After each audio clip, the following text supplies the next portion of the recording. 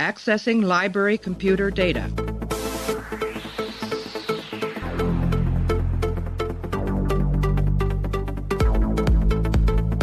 Out there are no saints.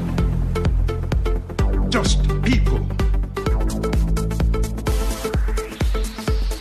Hey everybody, welcome back to the show. Continuing our run through of Star Trek Deep Space Nine. Right now we're up to the episode called Valiant, the 22nd episode of the 6th season. First aired on May 6, 1998.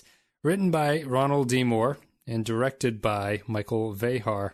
In this episode, fleeing a Jem'Hadar attack aboard a runabout, Jake and Nog are rescued by a Defiant-class ship crewed by an over-eager Red Squad cadets who are biting off more than they can chew. I didn't really like that description, I don't think. Anyway, we're joined by Clay. Clay, how are you?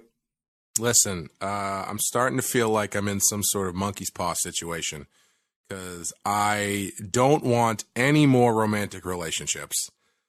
Quark's got to keep it in his pants. Let's not go down this road. It feels like it's getting towards the end of the series where it's like, well, who else can we put together? Let's just draw it out of a hat. Like 90210, it's like who hasn't been paired at this point in our 17th season that we can stick together. The Quark thing came out of nowhere, really, honestly. Yeah, and after that scene, I just shut the rest of the episode off, so I can only assume the rest of it was only about that. It's about his valiant heart and his heart of true love. Is this going to be like a running thing now that he's got a crush on Dax? No, I didn't remember that scene at all, so I don't think it really matters all that much. That's really weird. I could be wrong. They could bring it up maybe over the course of the remainder of the season or something, but I don't remember it. So I don't know. It sticks out as a sore thumb, as a cold open, I think, because it has literally nothing to do. Better than something else sticking out, I suppose, right? Hopefully they, after they shot it, they watched and they were like, oh, this is a terrible. Let's just not ever do this ever again. Let's take a break. We're going to play an audio clip, and then me and Clay are going to come back, and we're going to break down Valiant. You're a reporter. Your job is to watch the way events unfold, not participate in them. Right now, you need to stand back. Take a look at where you are, what's going on around you. You're right in the middle of a great story. Maybe one of the greatest stories in the entire Dominion War. First thing to say, Clay, the Defiant-class ships have excellent names. I like Defiant, yes. I like Valiant, yeah. I like the whole thing that they've got going on with their names. But the serious thing that I wanted to, sort of a minor point that we can kick off, but I think it's really interesting. Maybe this is kind of a controversial opinion. Let's see what you think. The destruction of the Valiant is the best starship destruction across all of Star Trek, including movies and everything like that. I would be inclined to agree with you. You talking like just how it was depicted, or sure, like everything about it, the events the events that go into the destruction of the ship, I guess. So ignoring like the plot and things like that, but just the way that it's shot, the way that it looks, and the sort of feeling that it evokes from seeing the ship get destroyed. Yeah, no, in that case, I would probably agree because I thought it was really effective and really well done, and I was legitimately shocked that they killed everybody. I thought it was good. You know, I don't know what I was expecting to happen, but I was not expecting them to just completely get wiped out. Yeah, it's an interesting thing. I think just we'll get more into the tone later on, but I just thought like it looked really unique. It didn't look like anything Star Trek had done. The way that the escape pods kept getting picked off by the Jem'Hadar warship as they were launching out was pretty brutal. Like it, and then the destruction of it itself blowing up looked very good for a Star Trek thing. They obviously put a lot of work into it. And I think it's actually the right choice that they put a lot of effort into that, because I think that it ties in nicely with the episode itself. But what'd you think of Valiant, the episode? I thought it was great. I really liked it. I was really surprised by it. It totally caught me off guard because I had, in the first 10 minutes or so, you usually get a pretty good idea of what these episodes are going to be about, whether it's from the cold open or from like the next scene or so. And I was just like in the process of rolling my eyes harder than I ever could roll them before when they were like, oh, we're going to go meet the Grand Nagus and shit. Did you think it was going to be a Ferengi episode for a little bit? Yeah, I just assumed that it was. Yeah, I didn't know anything about it. So when they got attacked and then they got picked up by the Valiant ship, and then it turned out they were when they got picked up, my first thought was, "Ooh, I like these uniforms." But then once they realized it was once they revealed it was the Red Squadron, I was like, "Oh, okay, they're all cadets. I get it." Yeah. Do you remember them? I do. Yes. Okay. Yeah. They were last seen in Homefront and Paradise Lost, which is the Changelings on Earth 2-parter. Yeah, it's funny because I really liked the. I don't remember what the designations are, but for lack of a better term, the engineering class uniforms with the yellow on top. Yes. I liked those a lot, and they really stood out as being interesting uniforms. And then once they went under the bridge and I saw the red version, I was like, oh, yeah, this is what Nog was wearing for like 2 seasons because he was a cadet. Yep. Which made me like it a little bit less, but the yellow ones still look good. They look good. They look a little bit like painter uniforms to me. Like they're sort of that color gray is they're very and sort of baggy in a way that the other stuff is not baggy at this point. But yeah, they look unique, and I'm sure after you saw the Negus thing, you were relieved that it was an episode filled with basically child actors who were going to carry. Honestly, I thought they were pretty good for the most part. I thought the acting really fell off during the battle sequence, and I don't know whose fault that is, whether or not that's the director's fault or what, but I thought everybody got really stiff, especially that woman who was the commander. I thought she was terrible in that scene. I thought she's the weakest of the actors, actually, but I think she has the hardest role to play. And I think this is going to be one of those, I don't want to say this is like the Royale for me, but I have a weird, how you think about this episode, I think ties into whether or not you think that what they're doing as actors is intentional. And if it's intentional, is it saying anything? And I guess to that point, where they are, like, the acting sort of falls apart in the battle sequence at the end, is that supposed to be a representation of children cracking under pressure, of realizing, like, what's going on around them? For me, no, because I didn't feel like that's what was happening. Everything just felt really flat. Like, the thing that I kept thinking to myself as this stuff was happening was, there should be more intensity here. It should go either way. It should be either they're really intense about the situation and they're trying to keep it together, or they're cracking. I just felt like it was really flat. Like it felt to me like actors who didn't understand exactly what was going on in the scene that they were doing. So if it's, I could understand it being, if this was like your first time on a Star Trek show and all of a sudden they're like, yeah, you're under attack. Okay, now shift to the left. Okay, now shift back to the right. Don't worry, we're shaking the camera. It looks like you're getting destroyed. It looks great. Like, I can see guys. that. Yeah, I can see that being tough. Like, the first time you had to do old school CGI acting, and it's just like, okay, now look at the tennis ball. So I feel like they didn't really give me a lot at the end. But aside from that, I thought the guy that played the captain, I thought he was really good. Yeah, he's good. And I think the female cadet who cracks earliest and talks to Cisco is the best, actually. Yeah, she was good. Yeah, I liked her. I think it gets a little weirdly fascistic, and I guess that's kind of the point, but it just kind of came out of nowhere towards the end, so that was a little bit weird. But overall, I thought the story they were telling was really interesting. I thought the using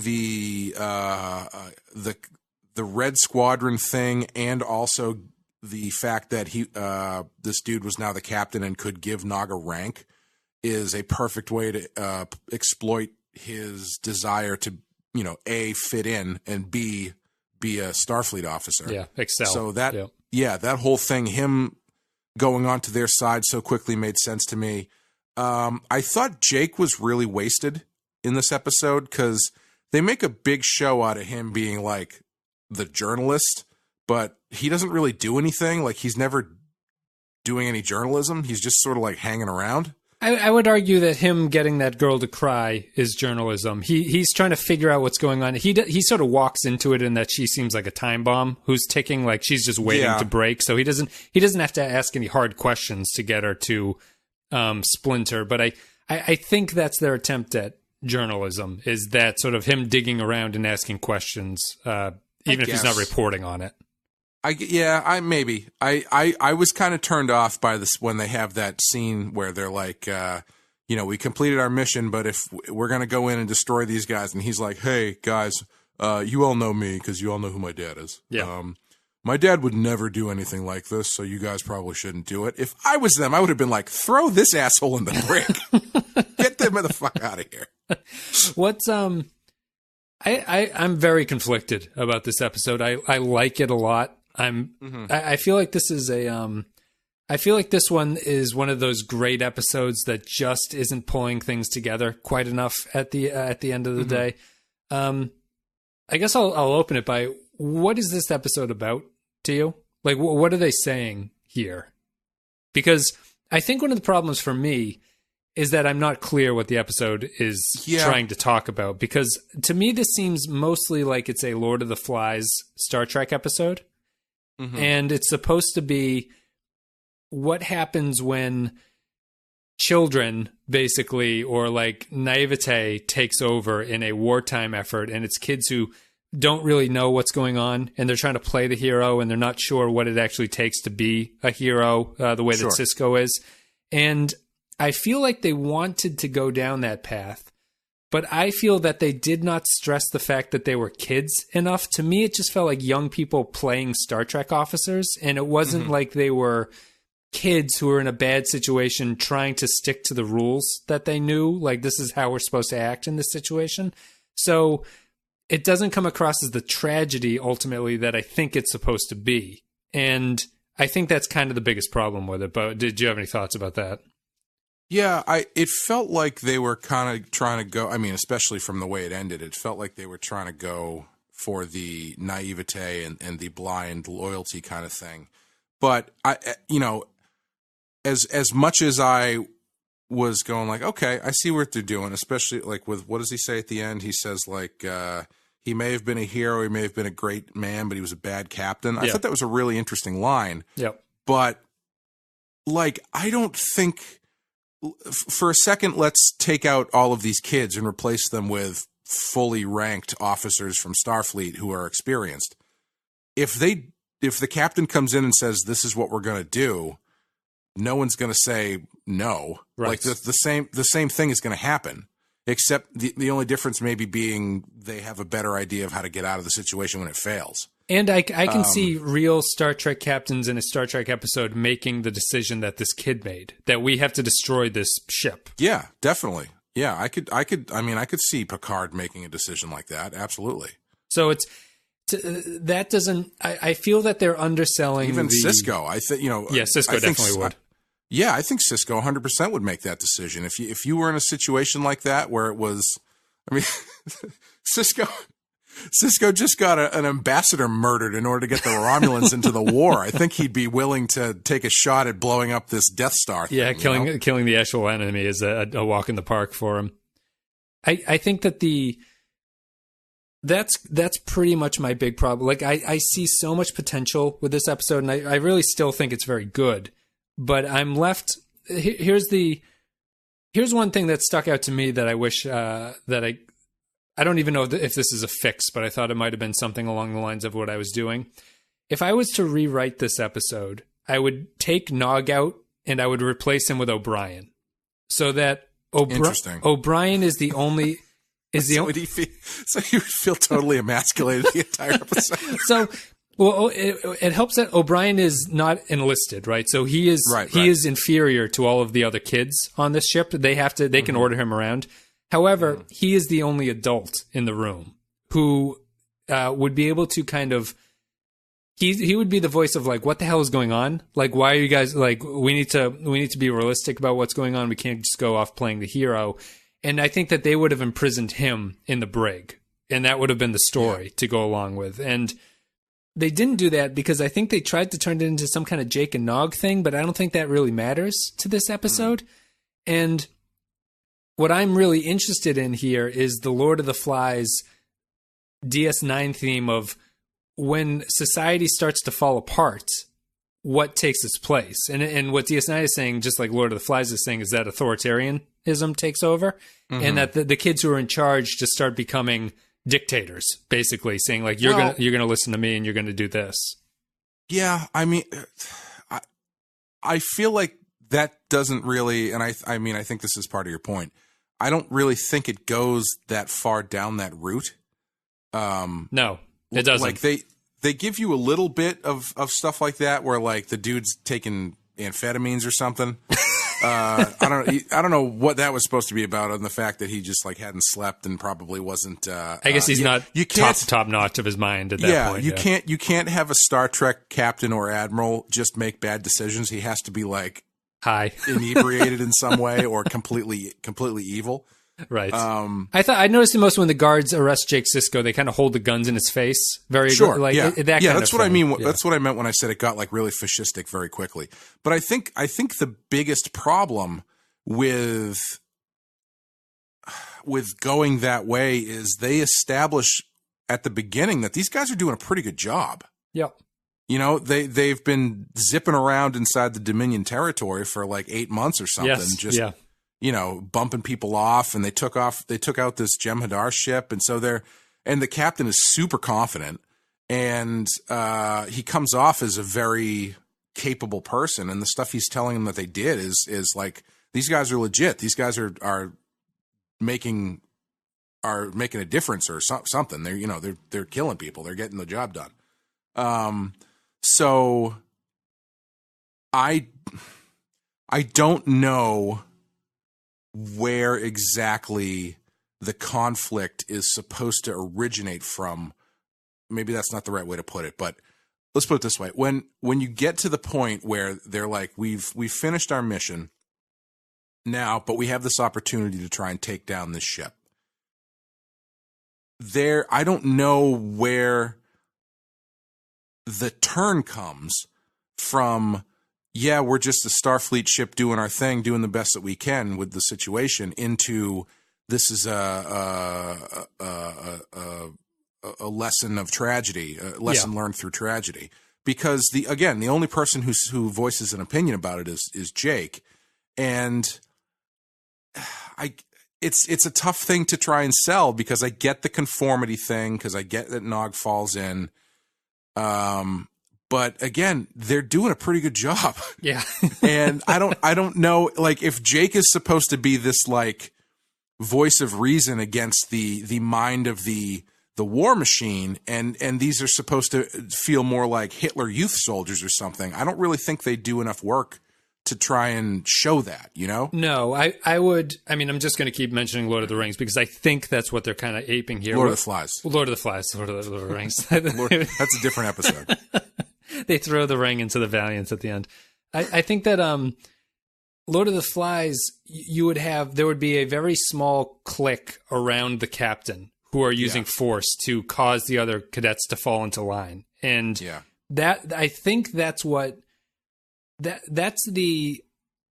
would be the conflict of the episode, right? Because if you think that this guy is actually doing the right job by destroying this thing, he's doing it in the wrong way by forcing the others to do it with him. And if all the other cadets just wanted to go home and he was not allowing that to happen, right? That gives me that's the moral dilemma, I think, that's there. But as you're saying, it doesn't exist. So my question to you, I guess, would be, what do you think this episode's about? Would you agree that it is that and they just fail to do it, or is it actually talking about something else in the long term? No, I think that's what it is supposed to be about. I just don't think they totally stick it. Because I think what I would do, I don't know if I mean, I see what you're saying with the O'Brien thing. I personally think it's more interesting with Jake and Nog, actually, because I think having Nog there to be the one who sidles up and joins the cause so quickly, I think is very interesting, that you wouldn't have that with O'Brien. And I think Jake makes sense to be someone who on the outside who's not a Starfleet officer or involved in Starfleet at all, to be the counterpoint to it. I mean, they even call it out when they get there, when they're like, "Oh, you didn't follow in your dad's footsteps, huh?" Yeah, yeah. And you get some of it. You've got the stuff where the girl's crying, and the commander there is like, "There's no crying in Starfleet," or whatever she says. Like, they're definitely leaning into the more militaristic aspect of it. But yeah, I don't think they go far enough in really getting into that stuff. I think what I might have done is kind of what you're saying, where there would be more of a clique around the captain and the top tier command guys, but then have on the flip side more characters like the girl who breaks down. Yeah, she's too important to have only be the one person, I think, who breaks down. Yeah. I guess she's supposed to take the place of everyone else who feels that way, because you know you only get so much time, I guess. Excuse me, but you could have had more stuff like that peppered throughout the show, like when they're in the engineering room and I would say that whole montage where they're getting ready and everyone's very excited should have weird montage. should have been replaced with a montage of sad people. You know what I mean? Yeah, that montage kind of. I think that was an element that just didn't land the way they thought it was going to, because that montage felt like it belonged in like Starship Troopers, right? Where it's like these young cadets all suiting up to fight the enemy, and this like sort of militaristic, patriotic music playing in the background, but it doesn't feel like a satire. Yes. It just feels like a weird. Yeah, like the music wasn't even that patriotic or militaristic sounding. It was like quasi that. Yeah. I feel like you'd have to go harder in that direction. But like that scene in the engine room when Nog is fixing the warp drive, and the captain's like, "Well, what do you think, engineer guy? Will this work?" And he's like, "I don't know. Give it a shot, I guess." Yeah. Like if that guy had been like more exasperated or something, and he was like, "I don't know, I'm willing to try anything," and the captain was like, "I'm sorry, what did you say?" That kind of thing. Right, yeah. Where the captain has to like snap him into line. Like, these guys have been out here for a while. Clearly, I think that's what was missing. That stressor on the Valiant crew, I don't think was there. They came off as too cool, too competent, and too united. Definitely too united. Yeah. Yeah.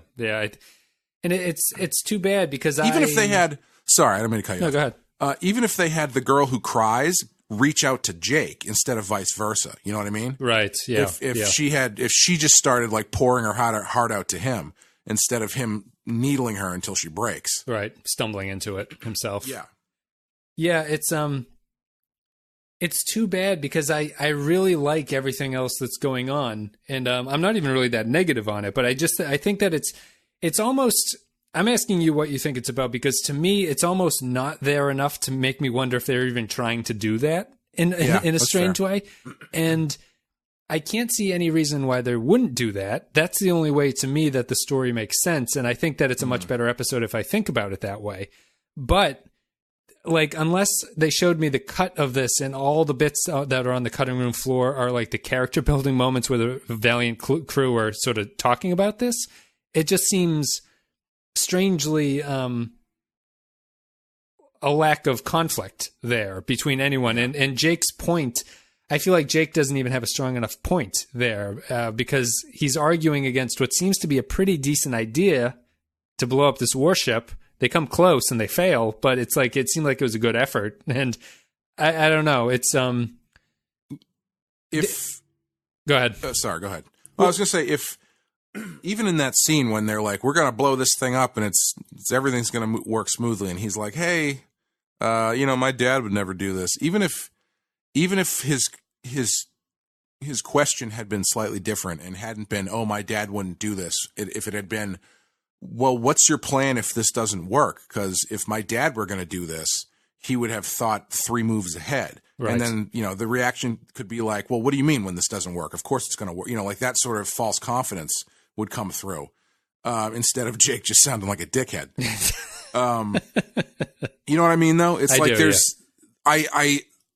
I even at the end, I liked that scene with Jake and Nog where Jake is in the sick bay where they're talking to the girl. Yeah, where he's asking him what he's going to write about and this stuff, and Nog is essentially saying like, "Yeah, print the legend." That's a weird. Let's come back to finish your point, and then I'll come back to that. I'll just try to remember. Well, I was just gonna say that whole scene even felt a little muddled to me, because I'm not really sure. This feels like an episode where Nog is supposed to learn something, or Nog is supposed to come out of this changed. Yeah, and I'm not really sure what he learns here, even though he's the one that delivers that message at the end of he was a bad captain. I don't know really what that means for him. I mean, I guess he's learned that there's more to command than just getting the pips. Sure. Like, I guess that's supposed to be. I find it more muddling because the thing that they keep hitting about, just print the story, Jake, and see what people think about it, doesn't. That seems like a weird lesson in journalism that isn't really applicable to this story, I guess. Like, I don't see it as morally confused enough where they just, at the end, they throw their hands up and say, just run the story and put the facts out there and see what people think.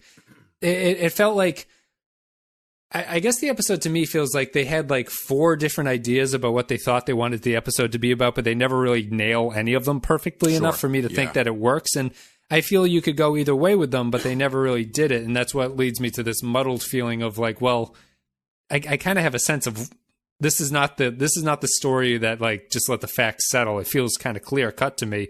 And the bigger compromise to me in the way that I like that it ends is that the girl cadet still sees the captain as heroic. Yeah. After all that, that's the big like hammer blow at the end that I think is more effective than just Jake writing a story about it. Yeah, I think so too. Because but unfortunately, again, I think that also muddies the waters a little bit, because then what is her role in the story then? Right. No, I guess she swung back and forth. You mean? Yeah, I guess it still works. But yeah, I think you're right. I think to the episode's credit, though, for me anyway, I thought the stuff they were playing with was interesting enough to really keep me engaged. And I love it. I think the episode's great. For all the problems I have with it, I think it felt very unique to me. Like, I haven't seen another Star Trek episode that really felt like this. Once they started blowing up the ship, which again I think is an all-time sequence in Star Trek, I thought it was awesome. The thing I just kept thinking was like, is Nog secretly taking the Kobayashi Maru or something? Like I kept waiting for the shoe to drop, like the hologram thing to shut off and be like, well, see, Nog, this is why you have to make decisions for yourself or some shit. But then no, they kill everybody on the ship. Then they start blowing up the escape pods. And I was just like, holy crap, they're just not pulling any punches here. Yeah. Yeah. And I was really impressed by it because I haven't seen, I feel like I haven't reacted that way to a ship explosion since, what was it?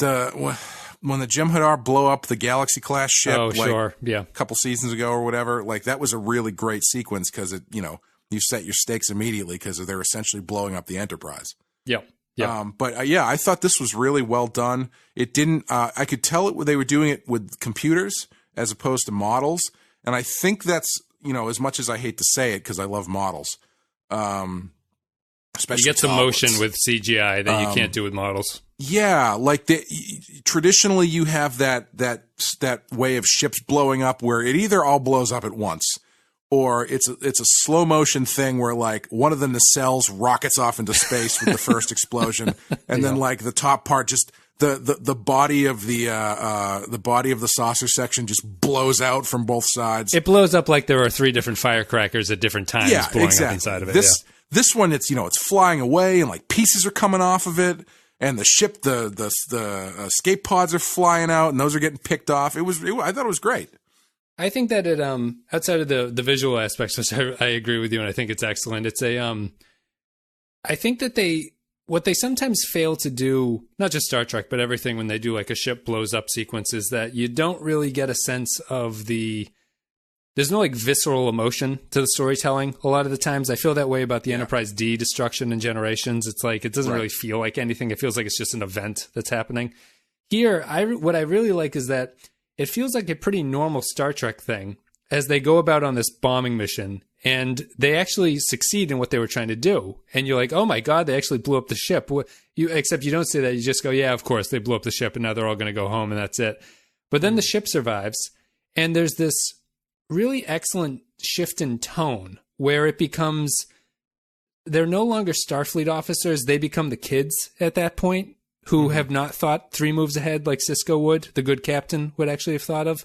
And just the Jem'Hadar ship evokes the Star Destroyer, right, from Star Wars. Yeah. Like, it's very similar looking, and it's just pummeling the Valiant as it's trying to get away. It just felt very sad to me in a way that other starship destruction sequences don't. And it's like, there's the personal thing of the kids are all dying and everyone's blowing up and they've all totally failed. And it's just, you feel bad almost for the ship that it can't get away from this thing. Yeah, and it works on a lot of different levels. You know what I also might have done too? I might have ended this episode with Nog getting a promotion. Oh, interesting. Because I actually thought when I got to the end, I was like, honestly, for being the one who didn't know if he was ready for the job, he handled himself better than everybody else when push came to shove. Like, he fixed the warp drive, no problem. Then when shit started going down, he stuck to his post and was like, you know, way ahead of everybody else as far as what they were going to ask him to do. And then he's like, the ship is done. We got to get out of here. He saved some lives. He saved Jake. I think he would have been worthy of a promotion. And I think he would have had this really interesting thing. He wasn't just given the pips in that case. Like, he actually went through the but process even so, he earned them. But what he ended up having to do and what he had to be a part of in order to get them is really conflicting, you know? Yeah. Because it's not like he just put his time in and just made his promotion. He's like, no, it had to involve being the only survivor off of a failed suicide bombing mission. You know? Yeah, I think, guess, suicide bombing mission, if it's failed, it fails if he's still alive. Bombing, yeah. But you know what I mean. I think that works, and I think that the way that I would add that is that Nog would become a part of the command clique that's controlling the Valiant. Like, he would be invited into that inner circle. So his decision at the front of it is to do this bad idea, which is ties into he's just given the pips and then he decides to do this idea with them. Yeah. By saving Jake and the girl and fixing the warp drive, like basically being the hero by the end of it, he actually deserves the promotion at that point. Right. However, he still made the wrong decision in the first place. So you're left with this: is he a good enough man to be a captain? Question. And then, let's have this short little promotion scene or whatever. And then Jake comes up to him and they start talking. And Nog's like, "You're going to write about this, right?" And he's like, "Yeah, I'm going to write about it." He's like, "What are you going to say?" And he's like, "I don't know. What do you think I should say?" That's when if he says, just write the story and let people take, like, because there's. What is the story there? There either Nog is a hero or Nog is part of the problem. Right. So then you have that scene makes a lot more sense if there's some, gray conflict in there as far as Nog is concerned. Yeah. No, I like that. I think it's a good episode just by what it makes you think about, even if it fails at a few things. But I do really want to stress that I enjoy it. It's just, it has that one mega problem, I think, of not really embracing what it's about fully enough and really sticking to it. But outside of that, I think it's excellent. So let's take a break. We're going to play an audio clip. Me and Clay will come back. We'll read some patron thoughts and give our final thoughts about Valiant. If he failed, it's because we failed him. Put that in your story, too. Let people read it and decide for themselves.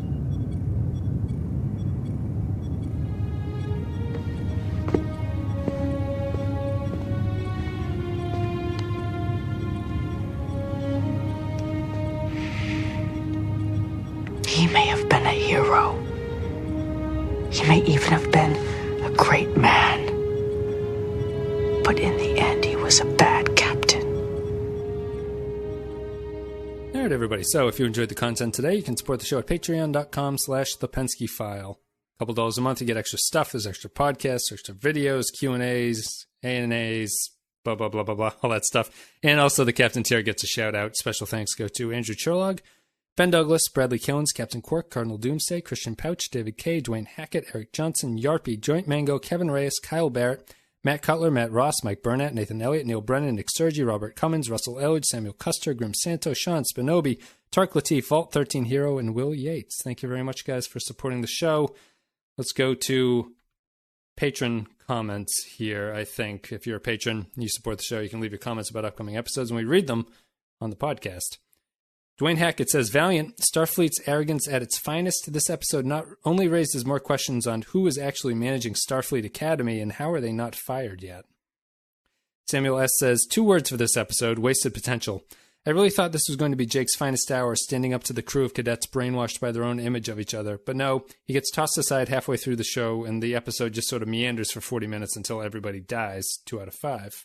It is kind of weird that he just gets thrown in the brig, and then, like, there's not even a scene, at least unless I'm remembering it incorrectly, there's not even a scene where he tries to reason with somebody, you know? No, like, but you would think that the crying girl would be in there at some point, and he would try to talk to her I don't know.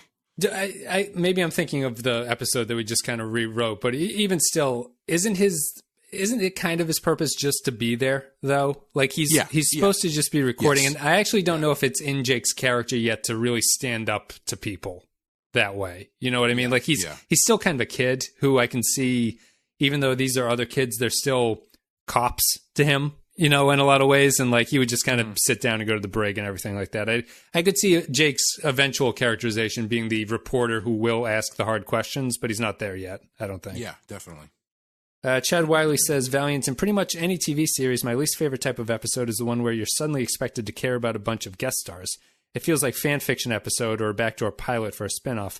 It can work if the guest stars are really good, but these kids aren't. And in this case, our main characters are Jake and Nog, who are almost guest stars themselves compared to the main cast. So I find this episode kind of boring. You people are blowing my mind lately. I feel like we're splintering from a lot of listeners at this point. Norman Buckwald says... To be fair, I did for about half the episode think that this was some sort of backdoor pilot for, like, Kid Voyager or something, where it's just the Valiant is out there and it's piloted by kids Saturdays at 3.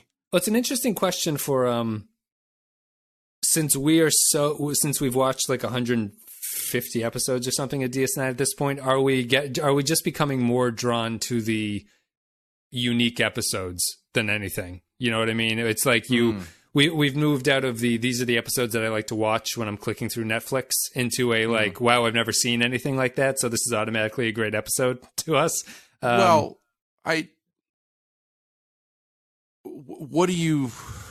the flip side to this? What do you mean? Like, if I don't think giving this one high marks for trying something different is any less valid than giving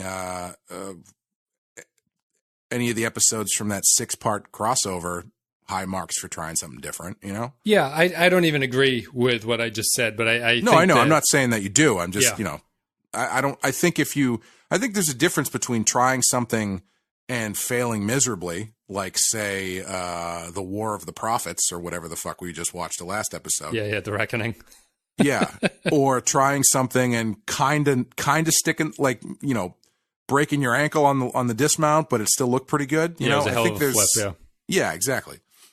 I'd agree. And that's, I mean, also, if you've been listening to this show for a long time, you should know that high concept that kind of they don't totally nail is worth more to me than straight down the middle 3 episode, you know? Right. An excellently done 3, basically.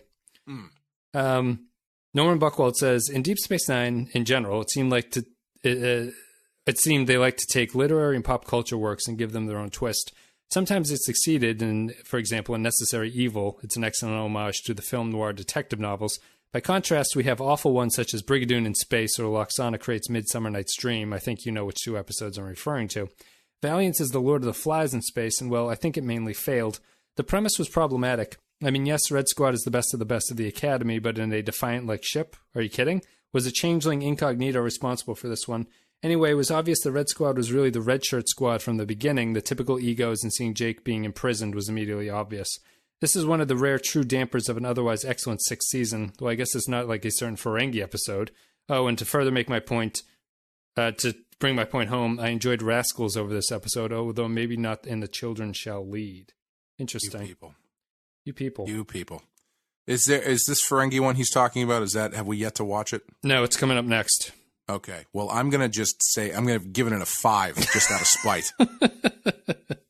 Profit and Lace is what it's called. Matthew Ross says, Valiant, Captain Ahab syndrome? So if these cadets are so good, what made them think a light escort could take on a battleship? Arrogance and pride go before the fall, and it was apparent that we are all to hate the Red Squaddies. From the discount Ben Affleck to the angry XO with the tight hair, Still, it was rather enjoyable watching the fall. The realization that no one is perfect is not a surprise, now that there are those who delude themselves to think they are greater than they are.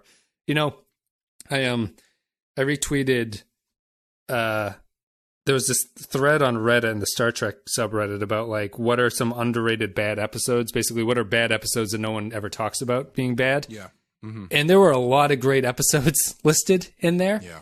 And I think what I'm seeing is that the common criticism was purely a technical problem with the script. Mm-hmm. Like all of the Time Orb work, Wes. Yeah. How does the Time Orb work? It's basically the Time Orb or the Children of Time, like time travel always kind of walks into it because of the nature of what time travel is in a story. You need to you send me the link to that so I can create a throwaway Reddit account and just blow up their spot by just tearing down City on the Edge of Forever in that thread. But I think that's good. Like, I'll pick on Matt Ross here. Just so his point is, what if the cadets are so good? What made them think that the escort could take on a battleship? But that's not they're good, right? The point is that they think that they're the best of the best. They have that very Battlestar Galactica chant thing at one point. Like he says that, like, we are Red Squad, and they all go like, yay! And like that's not a script problem. That's like what's innate to these characters that's driving them to do these things. And honestly, their plan isn't terrible. It's not. It just doesn't work. Right. Yeah. You know, I mean, they even say, like, well, we've got a really tiny ship compared to this thing. If we stay close to the surface, they shouldn't be able to hit us. I feel like, isn't that exactly what Han Solo does in Empire Strikes Back, where he sticks to the side of the thing until they get rid of the garbage? Yeah, you fly down the little valleys that are in the Death Star for some reason, and you can take them out, and it works. It's fine. Yeah, I mean, it's a sound plan. It just didn't work. Zam Nuclear Wessel says, I like this one, and I find its exercise in group thinking disturbing in a good way. But Jake's line that his father would never have taken such a big risk would have been better with, quote, unless he had to, and you don't have to, on the end of it. That's interesting. I'm down with that. That's an interesting fix there. Yeah. Yeah. Will Yates says, Jesse from Catwalk as a fanatic meth head captain, sign me up. I really think Jake would have fought harder against getting blown up by a bunch of kids. I also don't think Nog would have drank the Kool-Aid the way that he did. I know he was all gung-ho about Red Squad in the Academy, but now he's a commissioned officer attached to one of the most important commands in the Federation. It does show what can happen when young minds drown in ideology almost to a point of brainwashing. Lastly, if they wanted to make this true to life, I'd imagine there would have been quite a few more expectant mothers on that ship of late teen and early 20-somethings with nothing but time and stress to deal with. I was kind of thinking that too. I was like, man, they must be boning each other like crazy. How do they get anything done? Cal Barrett says, for better or worse, this concept strikes me as a premise that could easily be turned into some teen Star Trek show on CBS All Access. The episode itself has to strike a balance in order to tell the story it wants, but I wish they amped up some aspects. Red Squad has to be Starfleety and normal enough for Nog to join, but I wish they were a bit more fanatical and crazed. I'm always expecting the episode to go all Children of the Corn in space and reveal cadets killed their commanding officers, but that would be going too far. As it stands, it's fine, and for a franchise that is always blowing up ships, I thought that the destruction of the Valiant was done very well. So, to kind of get on a point that's come up a couple times, I don't think it's a valid criticism to complain about it feeling like it's a backdoor pilot for another show when they murder the entire crew. You know, like there's an episode of Miami Vice in the 5th season where Sonny Crockett's in it for about a minute and a half. And then the rest of the episode is it's basically him going and giving a mission to this basically 21 Jump Street group from like the Vice Squad across town. And then the rest of the episode is just those guys doing a terrible episode of Miami Vice. Right. And that was supposed to be a backdoor pilot for a new show, which never happened because it was terrible. But that episode did not end with all of those characters getting shot in the face like it was The Departed. Right. So I think you can complain about that stuff if it's clear that's what they're doing, but that's not what they're doing here because they kill everybody. Right. Cardinal Doomsday says, Valiant, or as I call it, reckless. Remember those annoying cadets in Red Squad who think their shit doesn't stink? They're back in this totally ludicrous episode where they're not only circumnavigating the Federation, but decide to take out a Dominion warship. The height of the Federation arrogance, a lesson to Nog about meeting his heroes, and proof that the writers still don't know what to do with the increasingly annoying Jake Sisko. Karen Farris is a particularly unsympathetic character. I laugh every time the Valiant gets destroyed, and the children shall lead. I don't think so. It's a 1 from me. Man. Bunch of old people watching this show. last comment. This sounds like comments from people who are bitter about young people. Christian Pouch says, Valiant, it's fun to see another Defiant class ship, but goddamn, these Red Squad kids are stupid. It highlights everything wrong about Red Squad and possibly casts greater doubt on Starfleet Academy in general. I think it's good if blunt exploration of how Nog reacts to a seemingly charismatic but ultimately foolish leader, as well as the tendency to want to toe the line in a command structure like Starfleet. However, the acting of most of the Red Squad cadets, excepting maybe Collins, is weak. The points are a little blunt, and I don't think the scenario makes a lot of sense, but the big Dominion ship was pretty cool. Thank you, patrons, for your thoughts about that. Yeah, it's interesting. I don't know why we're sort of splintering at this part. Like, and there was some other episode that people really liked and we didn't, but it's an interesting little schism that we're having with listeners. I think that's something that would be interesting to try and keep track of if this is going to keep happening. To see what episodes that we give high marks that everybody else gives low marks and vice versa. To see if we can parse out some sort of like a theme that's going on. Yeah. What the clear difference in what each of us is looking for out of this show is. You guys in the YouTube and listeners, just write in what you think the difference is. I'm actually fairly interested in that because I found Valiant to be a very interesting episode that I enjoyed it while I was watching it. And it's like, it's not every episode of this show at this point where I'm like, oh, like this is really holding my attention, but this one did. And same. That's unique. And that's going against the stack deck of kid actors. It starts with the Ferenginar references. It's got Jake and Nog prominently like displayed in. Nothing against those two, but they're not the favorite characters that I have on the show. Got a really weird opening where all of a sudden Odo is like Mr. Love. Odo's that guy who gets into a relationship and then it starts parsing out relationship advice to everybody else. And it's like, listen, buddy, just calm the fuck down. Also, does everybody on Deep Space Nine have access to a replicator? Because if they do, why are they paying money for replicated drinks? Yeah, that's the greatest. I mean, Quark has all these episodes about doubting that he's a good Ferengi. I think that him operating a successful bar in a Federation territory proves that he's a successful businessman. Yes, right? Yeah. You know, speaking of Ferengi, just briefly, did you notice that Nog's makeup looked particularly bad? No, I didn't. I thought it looked really. I don't know if it was just because he was so front and center, but I thought his Ferengi headpiece looked really like rough and kind of crummy. You know what's funny? I rewatched Emissary recently, and I think before we do the finale of DS9, I would like to do an episode where we look back at Emissary and talk about it again. But what's funny about Emissary is that Quark has Rom's nose. Really? He's got the David Duchovny nose? They switched the noses on them at some point, but he looks exactly like Quark, except he has the wrong nose on his face. And it's very strange. Yeah. Huh. You know, speaking of differences like that, I last night, while I was doing something, I threw on a couple Next Gen episodes, and I haven't watched any Next Gen since before we started doing Deep Space Nine. Probably since we did Next Gen was the last time. Yeah, probably since we watched them. Yeah, for the show. Yeah, and I put on Yesterday's Enterprise and then Future Imperfect, and the thing that struck me more than anything, on top of the fact that Michael Dorn has gotten way better at playing Worf than he was then, is how much better Deep Space Nine looks than TNG. Oh, like TNG feels kind of cheap compared to Deep Space Nine. I don't know if it's the uniforms in DS9 or just the way that they're shooting it or whatever. I mean, because it's been a few years, so that stuff changes and improves and whatnot. But everything's really where we complain about everything's too dark in DS9. Everything's overlit in TNG. Yes, yeah. But there was a Ferengi in one of the episodes who was like, I think it was Future Imperfect. There's a Ferengi helmsman or something whose makeup looked terrible, and it just everything just felt really bright and really overlit and it didn't look great. And then I watched this today, and I was like, "Man, this is night and day compared to what that looks like." Yeah, uniforms are certainly a big part of that. I think. Oh, definitely. I like these DS9 uniforms. I've said that before. This is my favorite version of it.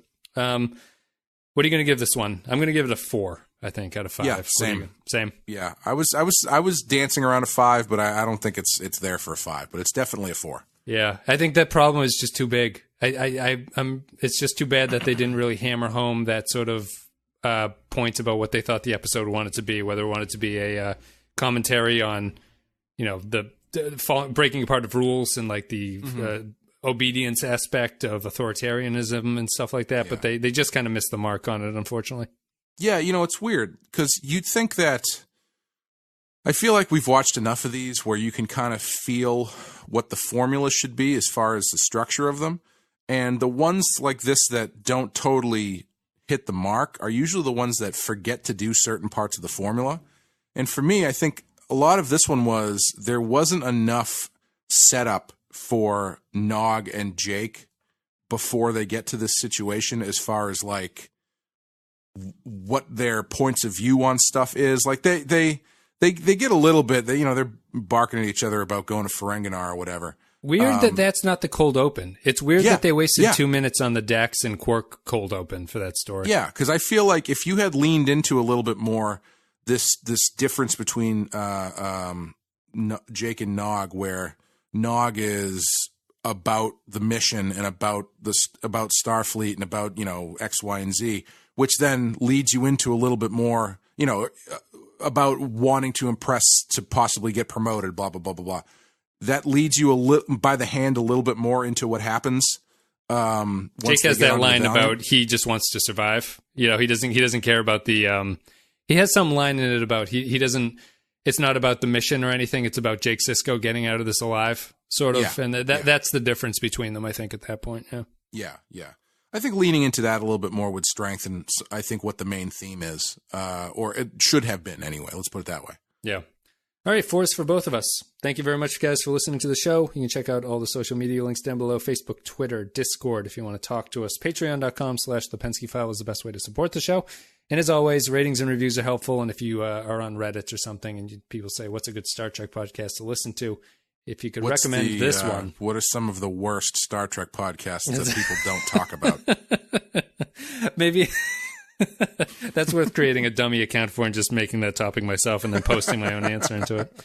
Clay, do you have anything you want to say? This goes out Thursday. So Thursday. Yes. Yeah. So Thursday, Friday, Saturday, Sunday, Monday, Tuesday.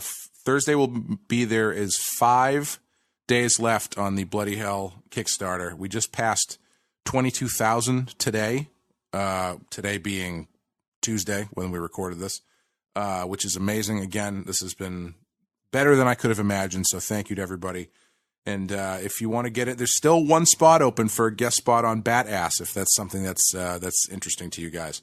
But yeah, if you want to check it out still, you got 5 days left. Head over to bloodyhell.com, BLOODYHEL1L.com. Yeah, this will be the I feel last. Like I'm turning into like a radio ad. BLOODYHEL. We got a lot of traffic on the Mass Bike here tonight. I'm looking at. Yeah, this will be the last podcast where you can mention that, Clay, because we're going to take Labor Day off. I have one interview in the can that I'm going to put up on Monday instead of a regular episode. So everyone, and then after that, I'll have taken the money and run. That's right. This is giving you long a head start before the next one comes out. So everyone enjoy the holiday weekend. It is Labor Day in the U.S. on Monday, so I will put up that an interview with Bill from TrekFan4387 is the Twitter account. It's a Twitter account that does a lot of that sounds like a fake Twitter account. It's me talking to a sock puppet. Bill does a lot of polling on the Twitter with Star Trek fans, and I was fascinated by some of the responses. So I got him on to talk about people rating Star Trek. We talked about Discovery. We talked about a whole bunch of stuff, and it'll be a good listen. I am inspired, though. So if you see an account on Reddit called TrekFan69 for you, talking about how terrible City on the Edge of Forever is, that's me. Guys, thank you very much for listening. Enjoy the holiday weekend. We'll be back in a couple days with Profit and Lace in a week from now. So enjoy the interview with Bill on Monday, and then we will see you on Thursday. I think it's Profit and Lace. If I'm wrong, let me know. Otherwise, see ya. Thanks, guys.